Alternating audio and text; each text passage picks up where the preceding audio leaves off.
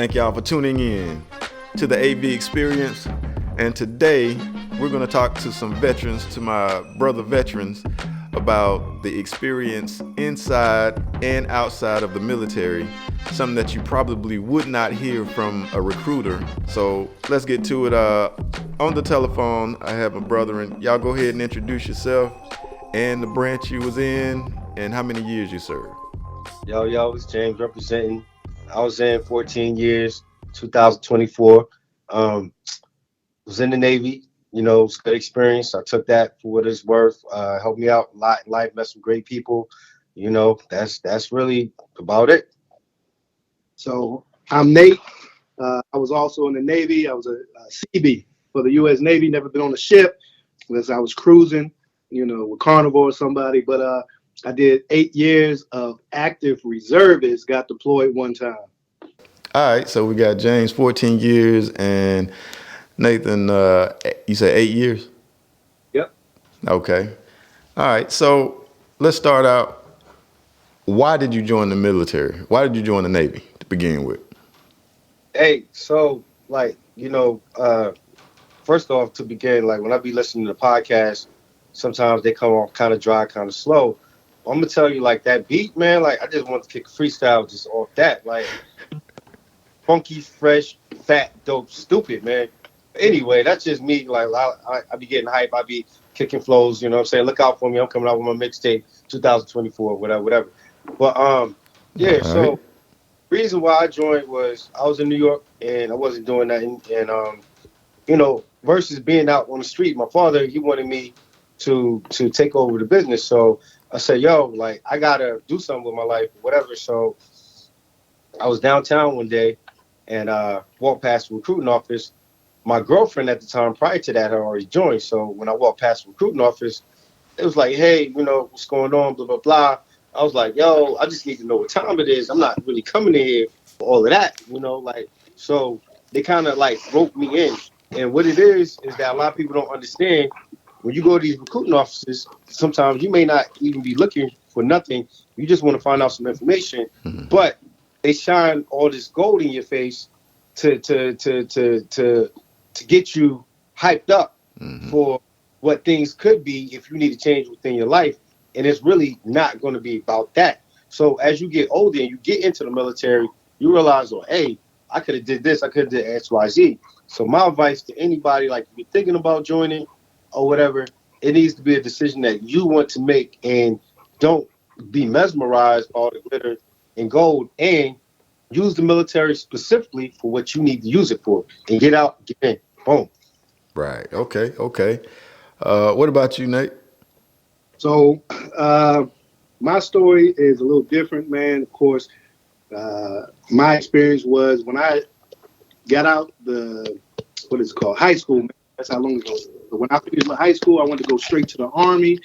That was my thing. I said, I'm going to go into the military. Army was my choice. I was talked out of going from my godfather at the time, who was in the Army, and then my mother as well. They wanted me to try to go to school for a little bit. So I went to college, 2.5 years. During that time, some recruiters came by, and they started talking to me. More specific, Navy recruiters. Okay. I talked to my mom and my godfather. They say, look, if you still want to go, you can go. I would advise you not to go to the Army because of his experience. Okay. And then not to go to the Marine Corps.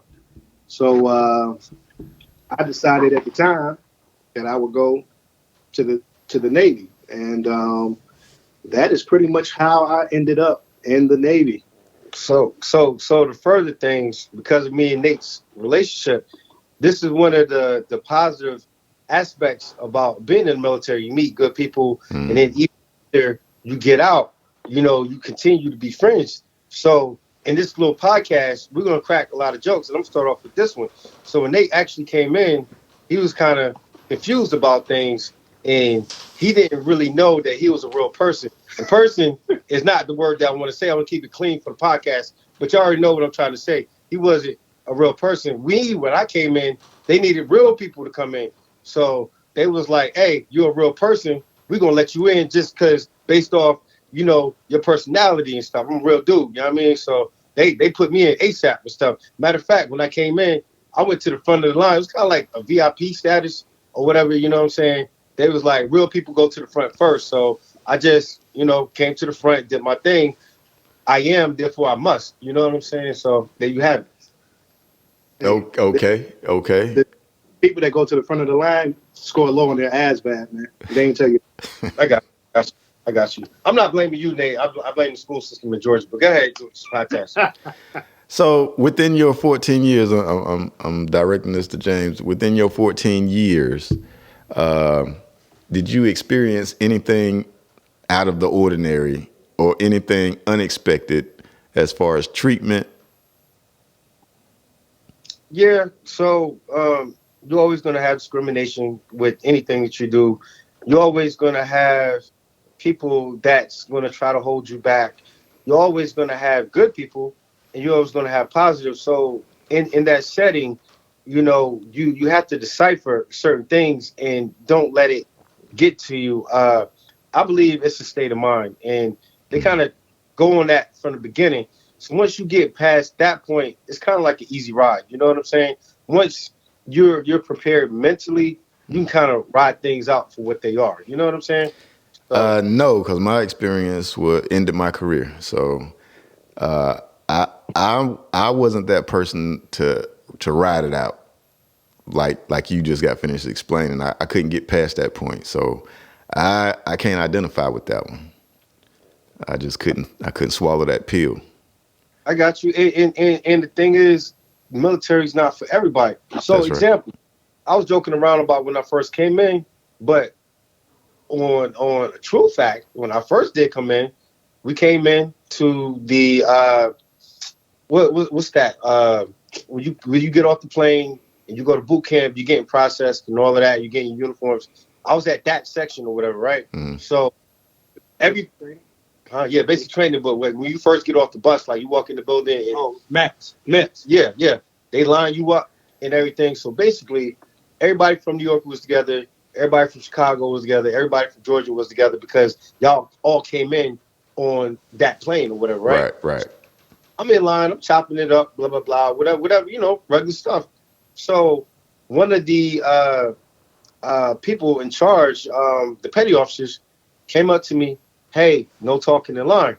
So I'm like, yo, who are you talking to? Like, you know what I'm saying? Like, I hadn't fully processed yet. I was in the military. Mm-hmm. So, who are you talking to? So he kind of played it off. He was like, no talking or whatever. So me, being me, I kept talking, whatever. So he came back. He was like, yo, I said no talking. You stepped out of line. It's like, yo, who the F you talking to, man? Like, what's good? Like, and see where I'm going at with that, it's your mental state. Like, you have to be prepared for what's going to come at you. And when you first come in, you're not mentally prepared. So you're going to react differently. Whereas once you get mentally ready or you can handle things, you know what, when, and how to do things. You know what I'm saying? So that goes back to your state of mind. But Yeah, but okay, so when I went in the Army, my mind state was straight military. I mean, this is something I knew I was going to do it as a child. So I was ready I was prepared mentally for what the Army had to bring. My problem came in with when I ran into racism, and I could not deal with that. I've dealt with it before the military, but not on a consistent basis like I did in the military. So that, you know what I'm saying, that was I wasn't prepared for that. I didn't know how to react to that other than the street, I guess you could say. I don't know. But I wasn't prepared for that. So, that's a whole nother mind preparation, I guess you could say. yeah. All right. So, Brother Nate, did you have any experiences while you was in the military as far as anything just out of the ordinary, something that you did not expect? Absolutely. Let's start off where y'all kind of left off for me, which was the race card, the race game, the racism. Okay. And My experience was definitely, so I grew up, let me give you a little background. I grew up in the South. I experienced racism as a kid. Like 5-6-year-old kid and a 30-year-old elbowed me in the nose because he didn't like how close I was to him, right? So I'm going in with that mentality, like, I can't trust these white folk. But when I got there, in basic training, that's what the Navy calls it, other places. But in basic training, when I'm meeting people from all walks of life, some people said they had never even been around black folks, right? And we all worked together. We were able to talk about our own experiences growing up in school, growing up in our neighborhoods, and come to an understanding of it's just ignorance. It is what was brought down from our parents, from our own experiences. And to go back, what I've learned when I looked over everything in my life, it wasn't just the racism thing that got me, right? It's people are going to be people, no matter what color they are. And that's what I learned. Because I've had black folks that did me wrong, Asian folks that did me wrong. I done had white folks that did me wrong, but we are here to think sometimes it's just one particular type of people. And once I talked with Hispanics and figured out why they did what they did,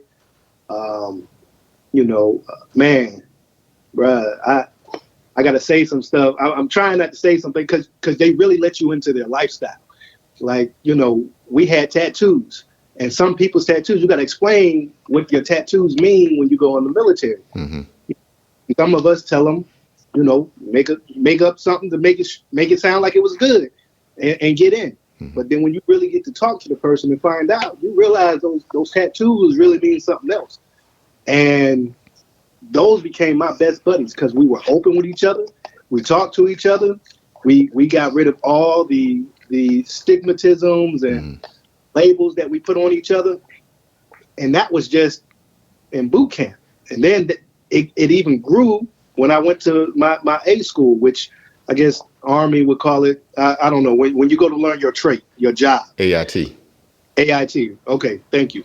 So when I go there, same thing, right? And it added on to me looking at things differently when it comes to race. People are going to be people. It is from the inside versus the skin color, the skin tone. And then when I got to Iraq, the people that were close to me, these are black folks, they completely switched up on me when we got to Iraq. So, but then going back, I had a lot of people underneath me that worked for me, and they were white, and they were Hispanic, and we had no issues, man. I mean, the closest bond ever, like my man James said, we're out of the military, me now, 10 years, right? And I still keep in touch with some of them, man. I call them my family, my brothers, right?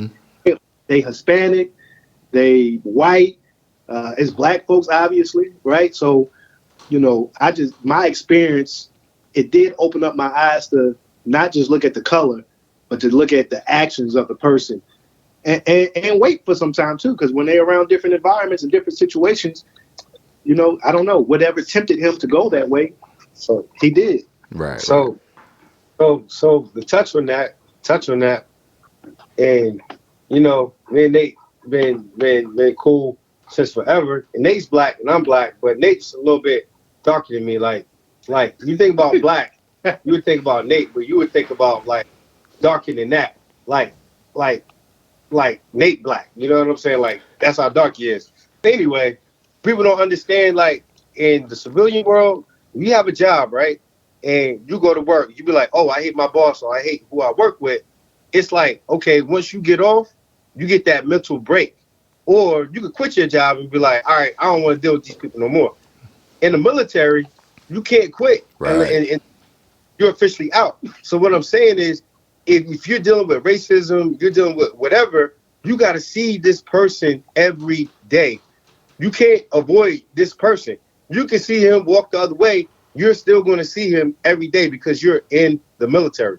You know what I'm saying? So going back to your mental state, oh, I don't like Nate. I don't really mess with him like that. But you know what?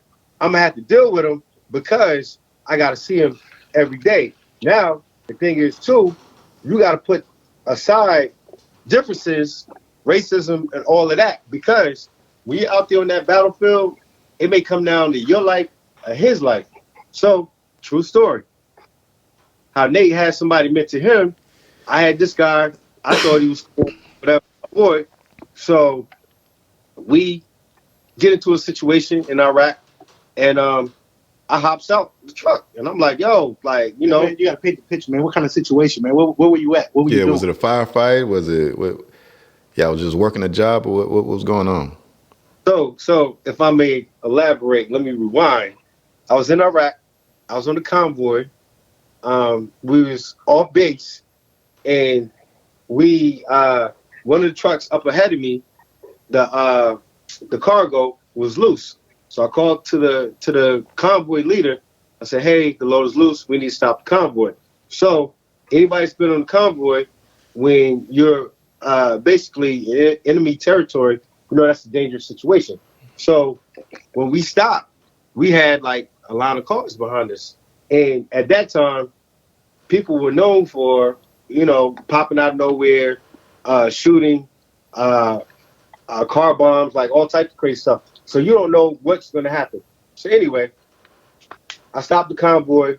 So these two ladies, they get out the truck, and they were older white women or whatever, right?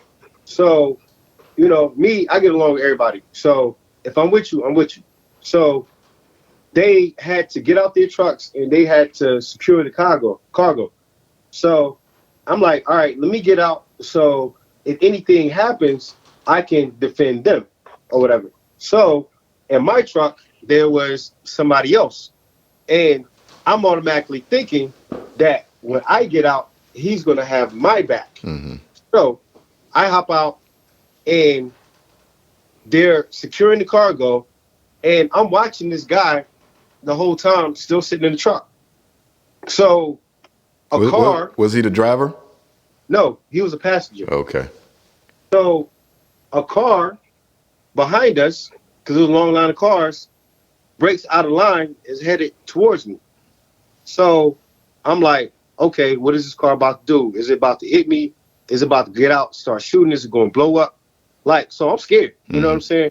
So I got my gun pointed at the car, you know, and I'm ready to shoot this car up or whatever. I'm ready to Swiss cheese this thing. Mm-hmm. So, you know, at the last minute, before it got close enough, it pulled off. So once that happened, everybody got back in their trucks. So this guy asked me, he was like, you think I should have got out? And I looked at him, I was like, what? Now, is this a newbie, or, you know what I'm saying, somebody who's inexperienced? It was an experienced person that had some rank, and he had been in for a while. I think it might have been his second, third tour. Oh, yeah. He knew better. Yeah. So he didn't get out. So I'm thinking to myself, like, wow, like, I could have really died that day because you was too scared to get out or didn't get out for whatever reason. And that left a bad taste in my mouth. So when we got back to the base, I went and told my supervisors that he wouldn't get out. So they didn't let him come on any more convoys or whatever. So, you know, mental, I wanted to keep it real. I wanted to, you know what I'm saying, like engage in a physical altercation with him. Mm-hmm. You know what I'm saying? Yeah. But I said, well, if I do that, even though morally I'll be right, I'm going to pay because I just got ranked and everything, and I'm going to get in trouble. So, you know, you have to decipher these things, and you have to take for what it's worth. And these are things you're going to have to deal with. But like I said, once you go in the military, you got to understand that these are people you got to deal with every day. Whether you like them, whether you don't like them, you're going to see them every day. No escape. And not even just every day. You're talking about 24 hours. Because this, man, the closest thing that I can say that the military resembles is jail.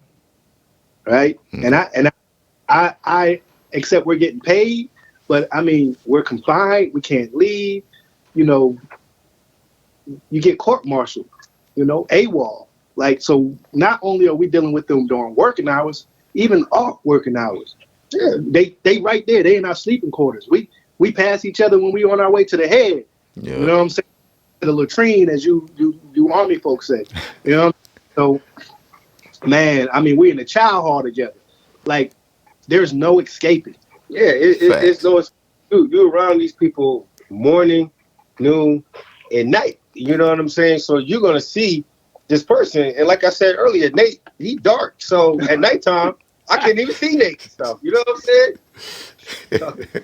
Yeah, that's fact. So All this, when we got deployed, we were in two separate parts of Iraq, so I never seen him at all when we were not. I wasn't saying like at a specific time or place. Man. I just was making the point that you're so dark, I can't see you at night. That's what I was trying to say. This is the biggest racism I have to deal with. My own kind. I didn't have that experience. When I went in, I went to basic in 91, and all my drill sergeants was white. Let me retract that. I had one black drill sergeant. The other two were white rangers or sapper rangers. So they were hard. So and the stuff that they were doing I couldn't even consider it racist. It was good training. That's how I seen it. So I know the difference between racism and good training. Right. And, Ronald Reagan era and stuff, right? Like, that's when Atari came out. Like, that's like... that's 55. Like, you know what I'm saying? When people was allowed to smoke, you know what I'm saying, in your face. Like, you know what I'm saying? Yeah, I came out before the don't ask, don't tell thing. I got you. Yeah, I think, that's what let Nate and stuff forget. Hey, I'm gonna get that community on here too. So y'all stay tuned to the AV Experience podcast, because I want to tackle everything dealing with military and outside of military. And speaking outside of military, James, are you still in? No, sir. Okay. Sir. When did you get out? 2014. Okay, so being in for 14 years and then getting out into the real world, was it a hard transition for you? Nah, and see, this is what I'm saying. It's your mental. Mm-hmm. Like, some people are gung ho about the military. That's what they want to do. That's fine, or whatever. But like I said, once you come back out to civilian life, you have to switch back, because, like Nate said, you're out of that mental jail or whatever. You got to deal with not say the real world, but a different atmosphere or whatever. So for me, no, it wasn't hard. I miss the rapport and camaraderie that I had with the people I worked with. Okay.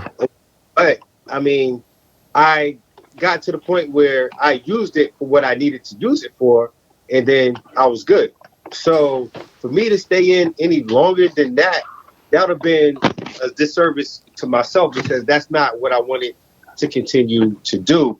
But for some folks, it is a hard transition, because, they're used to X, Y, Z.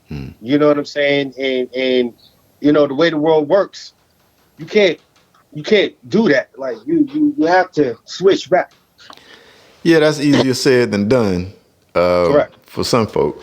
Because when you go in and give it your all, and that's all you know, that's all you lived, and you've had that experience, and you made those connections with people, and in the military, I don't know how it is in the Navy, but in the Army, you make those connections, man, and you go to battle with them. They become your battle buddies, and you get that connection, and it's hard. It's almost unbreakable. Like I got a guy, white guy, Italian guy. I call him my brother to this day. I done seen him go through it. We went through it together. That's so I consider him my brother. And like you said in the beginning, those connections, Nate said in the beginning, those connections are more like family connections as opposed to coworker connections. If you know what I'm saying?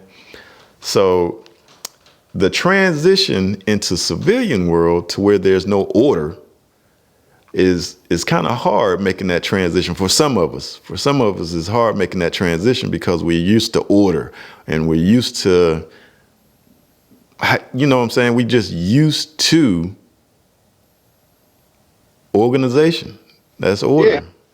Yeah, and you're right. Once you get that bond with somebody, or whatever, like me and Nate, we cool. Yeah. True story. We came home from Iraq. We was chilling, whatever. So, you know, we go to this people house. So, you know, just got out of Iraq. You know what I'm saying? I'm ready to party, whatever.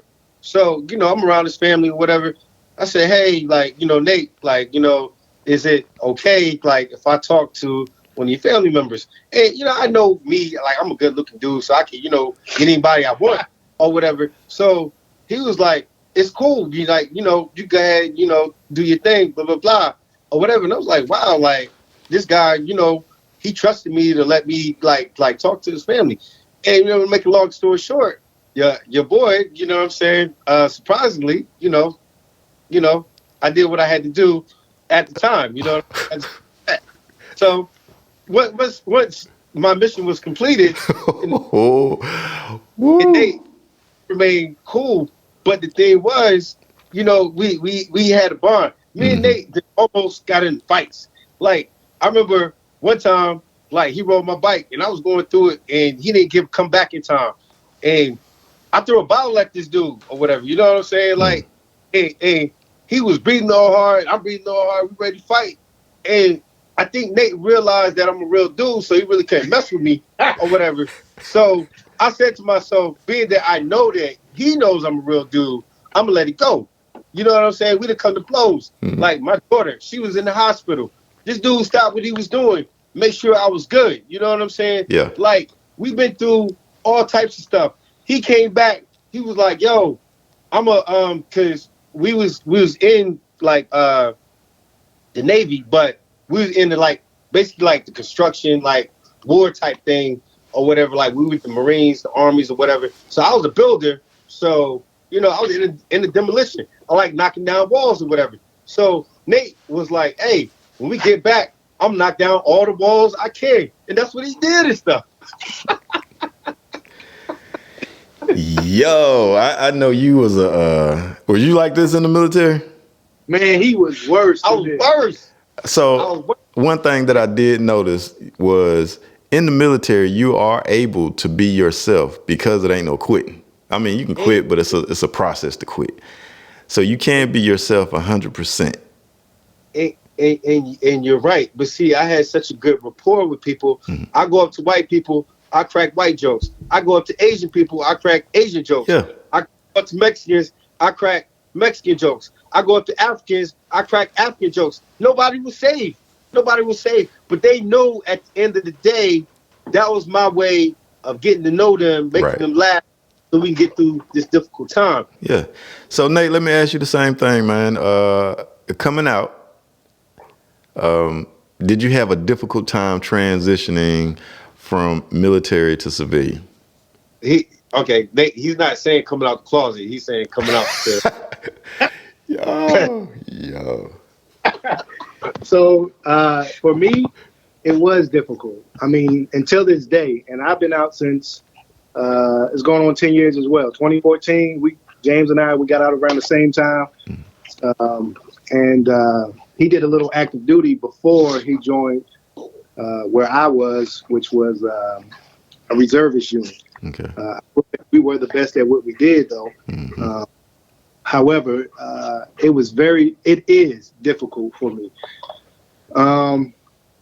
Going back to what you said, being organized, the world, civilians, they don't understand how easy they got it. And I appreciate, you know, and for a lack of words, of how some people say, hey, I appreciate your service when they say it. They don't understand the mental toll that it takes, the emotional toll that it takes on a person, the dreams that we have, the always being on alert. Even, you know, I did one tour, 6 months in Iraq. I wasn't even on the front lines. And I can only imagine what it's like for the guys that are on the front lines that have been to 1, 2, 3, 4 tours, right? And because of my experience, always constantly being alert, no matter. I mean, we had dust storms, and in the dust storms, they got to shut down the, what is it called, the C-SPAN? What was that thing called? The shut that it kept the all the mortars. That so because he wasn't with me. I was on a base called Margaritaville, which is Joint Base Balad, and they love to mortar us, right? And we had this technology that shot mortars out of the sky, but when there was a dust storm, we had to turn.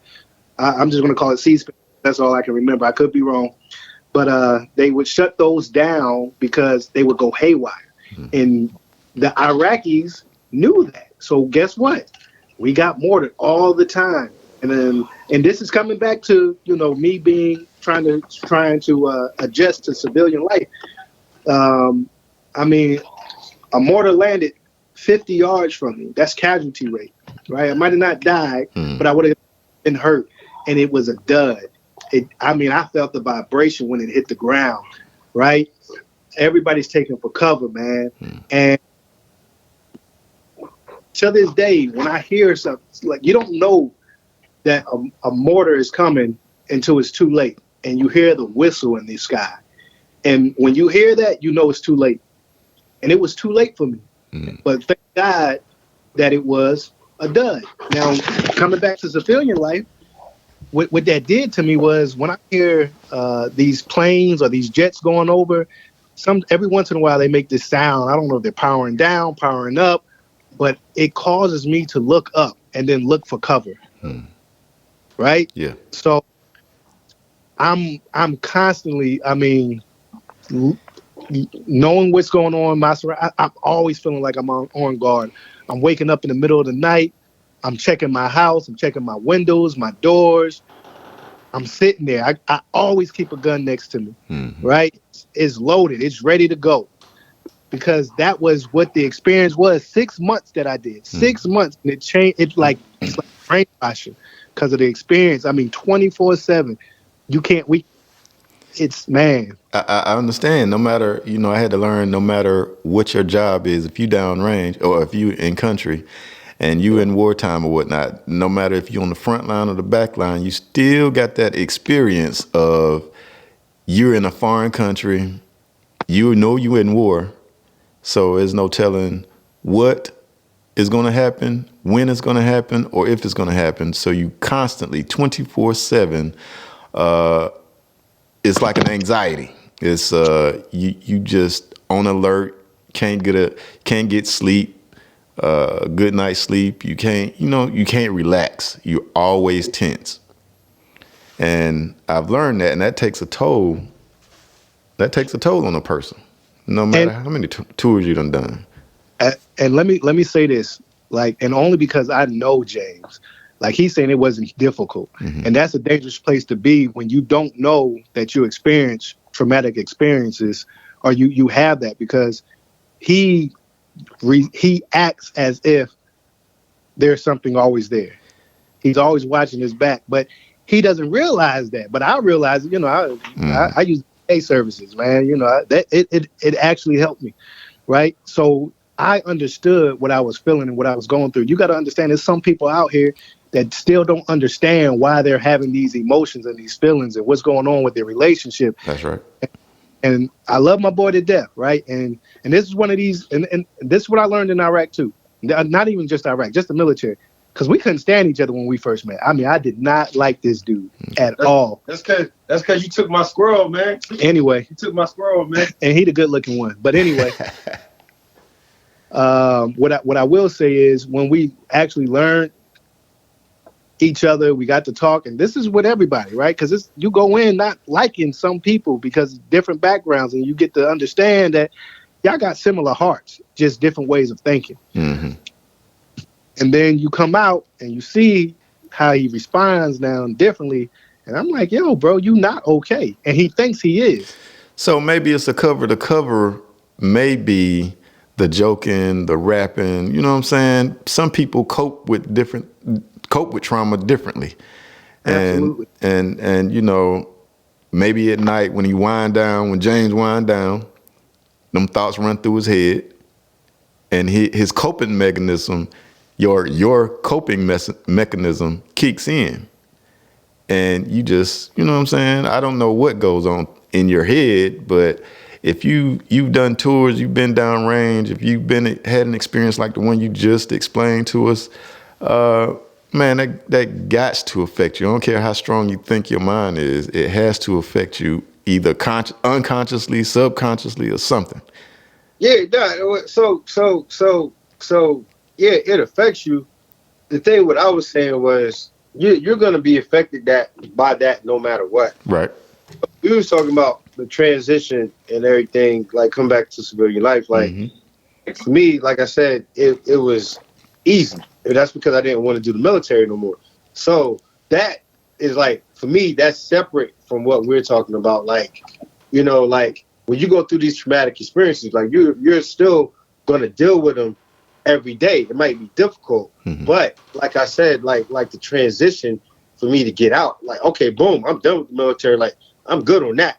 Now, am I still like thinking about other stuff? Like what Nate said, yeah, all day. You know what I'm saying? So, you know, to me, that's two different scenarios. You see what I'm saying? So your experience don't affect your interaction with civilians? Yeah. The experience, I'm saying the transition for me getting out was easy for me because I didn't want to do the military. You see what I'm saying? So that's what I'm saying. It's two different, like, I guess y'all are combining it into one. I'm separating it. I'm saying, like, yeah, I still deal with different types of scenarios that I went through. So there's that, you know, that's to me not regular or normal, but yeah, I still deal with that. But the transition for me getting out, when my last day, I was like, yo, I'm out. Like I'm good. Like, you know, I understand I understand what you're saying. I understand. Yeah. Okay, I can get that. But yeah, we talking about not the actual transition, I guess you per se. We're talking about the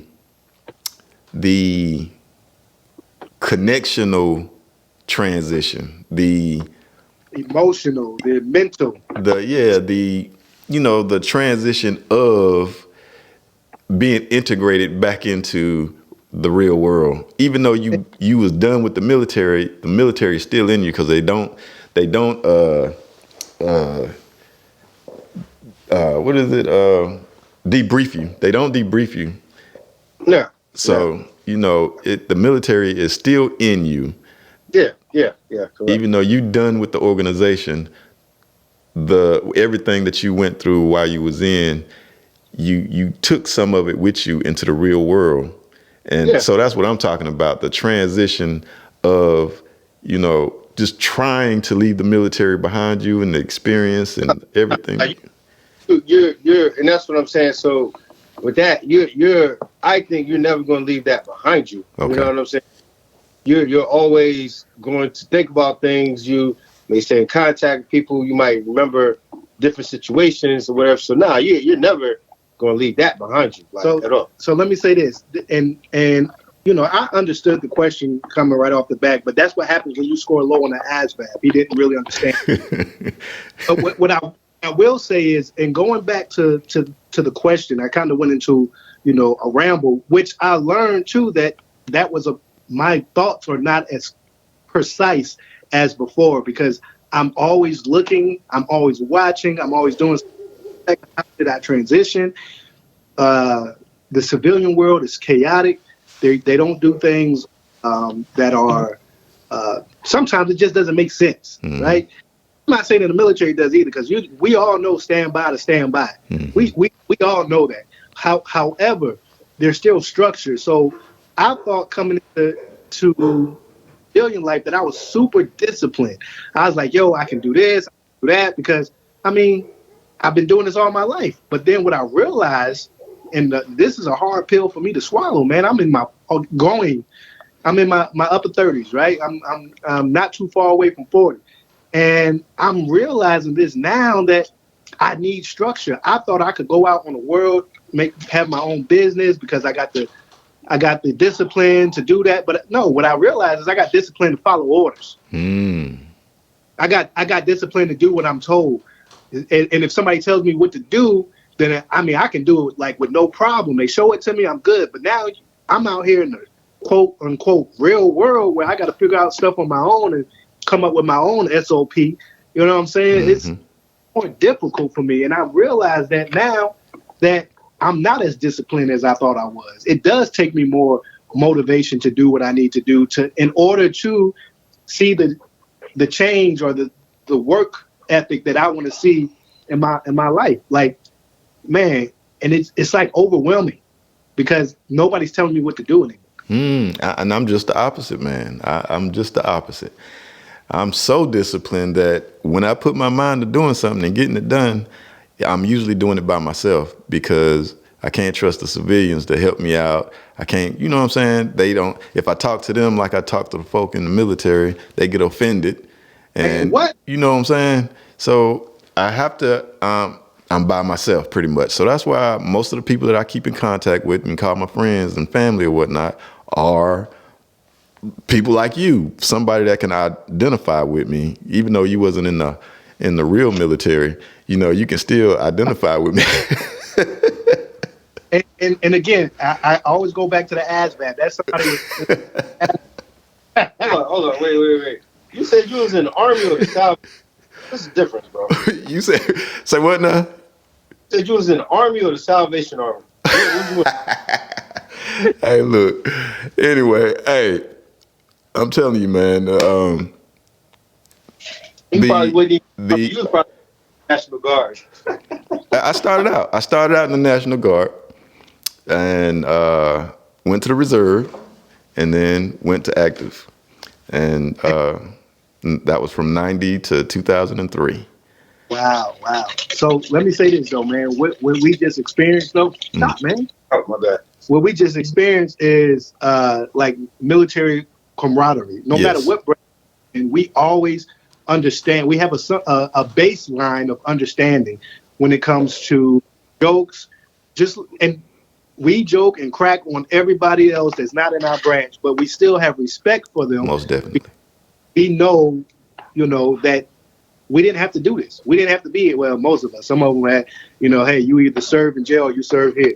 We understand that too. But what I'm getting to is, man, that is how it became with the race thing.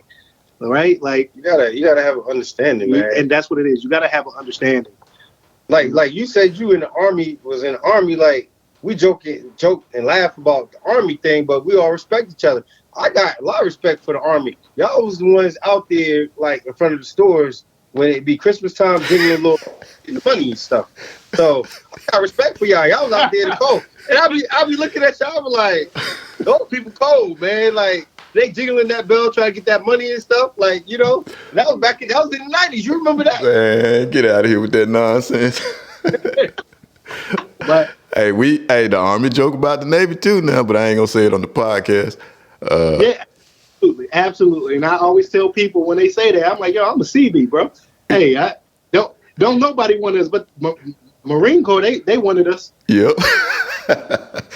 The Marine is part of, is it the Navy part of the Marines or the Marines part of the Navy? It is the Marines is a part of the Navy. Okay.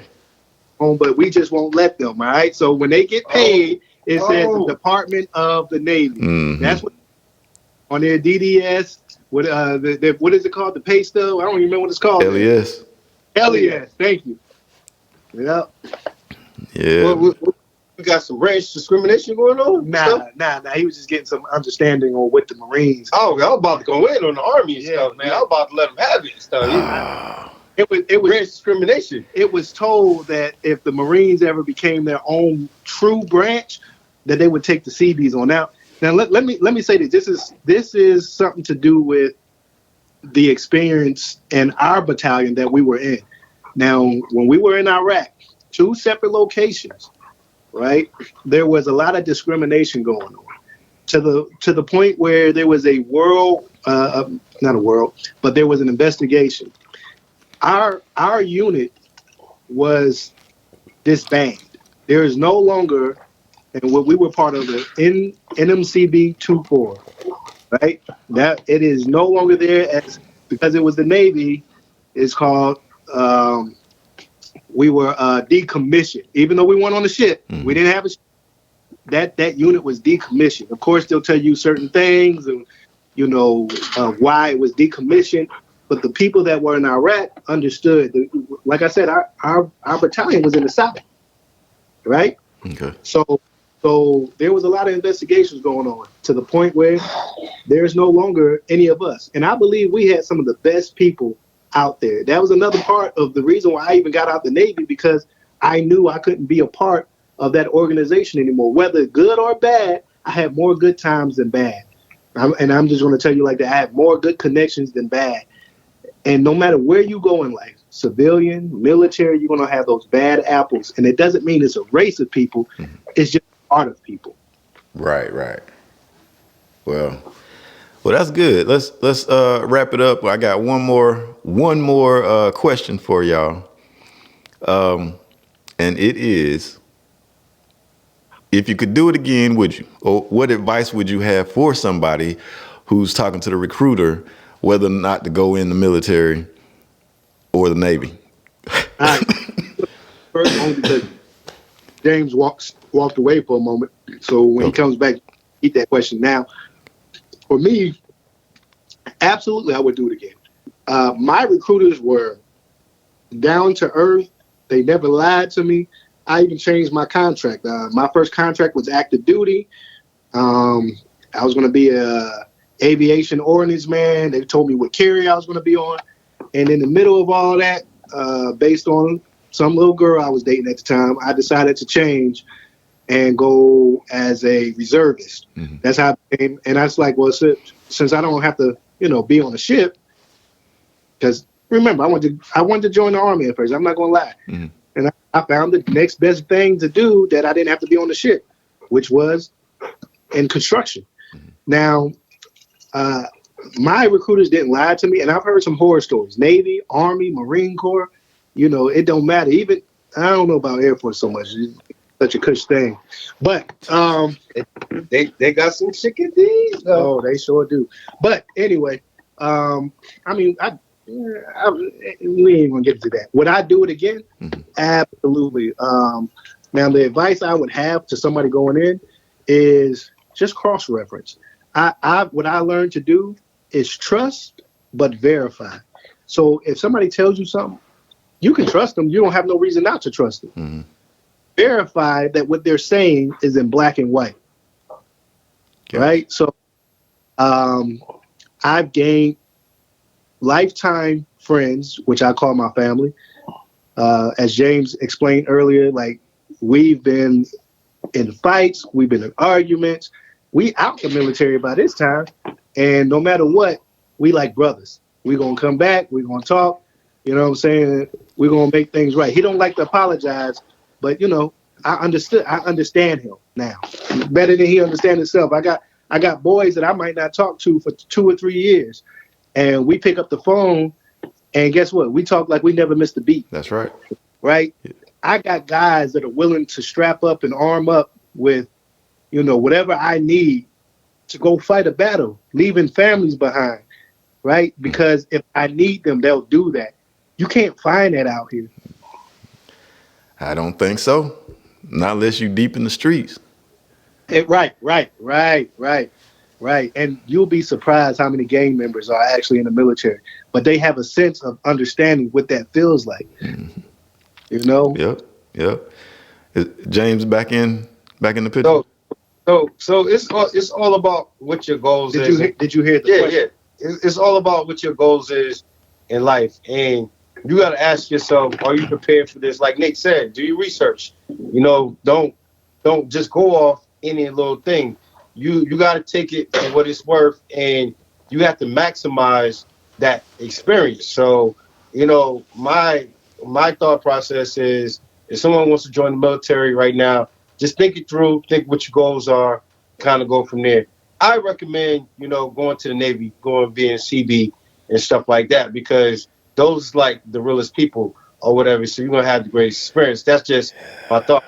I wouldn't personally ask somebody or tell them to join the Army or nothing like that or any other branch, because why discredit yourself and go to those lower circumstances. I mean, I just wouldn't recommend that to nobody. Every branch except the Navy and the Air Force are built for real men. That's what I'm saying. I just got one last story for you in the podcast. So okay. We're going about different branches now. Here's a true story. So this is not my personal story, but this is what I heard. So I heard of a situation where the Army and Navy got into like some combat, whatever. So, things were going good, but then I guess some of the Army guys got scared, and then some of the Navy guys like heard some screaming or whatever. They're like, "What's that?" And I was like, I asked the dude, I was like, "What do you mean screaming or whatever?" So they was like, I guess during a firefight or something, like one of the Army guys, they was like, "Oh, oh!" They started running. So the Navy guy was like, "What's going on?" And he kept hearing it. So the Army guys, they was throwing down their guns. "Oh!" And they just kept running away. And they didn't really know what was going on. And what happened, the Army guys got scared and they left the Navy guys there by themselves. So they held it down and they got through it. And what I took from that was in your composition within your body, you got real cells and then you got sissy cells or whatever. So I believe like the sissy cells took over and it just came out. And the Army guys, they was running. Yeah, because you didn't finish that story. I heard that. I heard that same story. You didn't tell it right. So the Army guy was screaming like that because he wasn't used to seeing two Navy guys together with their skirts up. That's all. Hey, that was good, and that's how rumors get started, y'all. Hey, that was good, man. I appreciate y'all, man. And check this out. Do y'all have a business or anything you want to promote? Absolutely. So I definitely, I'm really big on the civilian side and making sure that and thank you for asking Ms. AV, that your families are protected. And what I mean by that, I help people with financial planning, life insurance, annuities. And I want to make sure that, that the community understands. And my first thing is to educate people so they can make a educated decision. So, if you need any help in that field, again, Nathaniel Williams is what I go by professionally for the podcast, because everybody know me here. Y'all know me as Nate. You can reach me 678-502-8148. I'm licensed in 12 different states. If I'm not licensed in your state and you need some help, I will definitely help you. And I love to help my veterans out because you have to go at a certain angle when it comes to that, making sure that you're protected. Right, and I'm gonna put your information up too, as well. So me, I'm really just chilling. Not really too much going on. I decided really I'm gonna focus on my rap career. You know what I'm saying? So look out. You know what I'm saying? My mixtape coming out 2024. Not sure when it's dropping. Connie's, Georgia, represent. Rockdale County, you heard. Y'all just be on the lookout for my mixtape. I do have a single. It's called "Girl Tie My Shoes" or whatever. But that's it, man. Coming at you, man. 2024. I'm out, man. Okay, I appreciate it. Hey, check this out. This is and has been the AV Experience podcast, and yeah, that's how we do it. That's how the veterans get down. And on a serious note, take care of your mental health, man. We all we got. You know what I'm saying? We the first at hand. So we all we got. So take care of yourself. And again, this is AV, and we out.